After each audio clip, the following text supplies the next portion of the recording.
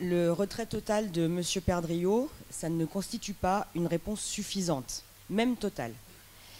Dans l'intérêt aujourd'hui du territoire métropolitain, du personnel, des habitantes et des habitants, il est urgent vraiment que pour notre métropole de tourner cette page indigne et de rétablir un climat de confiance. Je voudrais alerter les conseillers métropolitains que nous sommes aujourd'hui, ici. Il y a un traumatisme, j'espère que vous en êtes conscients, il y a un traumatisme vécu par les habitantes et les habitants. Ça a été dit précédemment, on entend parler de Saint-Étienne dans des termes qui ne sont pas plaisants, qui ne font pas une bonne publicité pour le territoire au niveau national et international. Et ce traumatisme, comme tout traumatisme, il va falloir le dépasser. Et pour le dépasser, désolé d'utiliser des termes de psychologie, mais il va falloir faire preuve de résilience.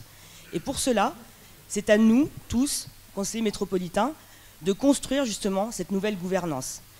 Ce travail en commun que nous devons commencer dès aujourd'hui, il est vraiment impératif pour restaurer cette confiance que nous avons perdue suite aux errements, suite aux agissements d'une partie de l'exécutif. Alors, avec mes collègues élus écologistes, on a déjà travaillé, bien sûr, à quelques propositions pour justement arriver à un mode de gouvernance qui soit enfin transparent et horizontal. Ce sont des propositions, nous pourrons en débattre, bien sûr, mais je pense que nous devons déjà commencer à penser à l'après. Donc, par exemple, nous pourrions instaurer des procédures qui permettraient d'assurer une réelle transparence dans le mode d'attribution des subventions et des aides.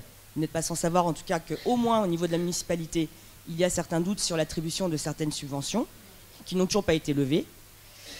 Une transparence totale également dans les attributions et le fonctionnement du cabinet du président de la métropole, à savoir le nombre de collaborateurs, les fonctions, les rémunérations, et surtout la requalification du licenciement de M. Gauthieri, non pas pour perte de confiance, mais pour faute grave. Il serait aberrant que les habitants du territoire métropolitain aient à verser indirectement un seul centime pour son licenciement.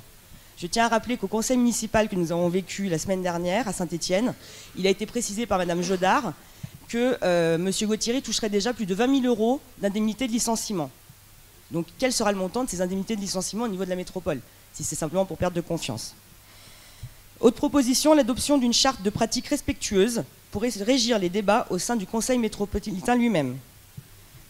L'organisation rapide d'un grand débat entre les habitants, les habitantes, les élus, les services et les acteurs du territoire afin donc de co-construire un projet qui prenne enfin en compte la parole de chacun.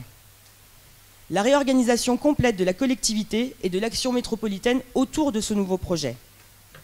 La transformation des conseils consultatifs en commissions ouvertes à tous les citoyens et à toutes les citoyennes, ainsi qu'aux élus qui n'appartiennent pas forcément à la majorité dans leur commune.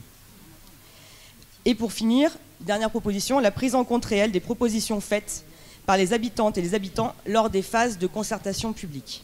Je vous remercie. Merci. Marc Chassot-Bénet a demandé la parole. Si on peut lui transmettre le micro.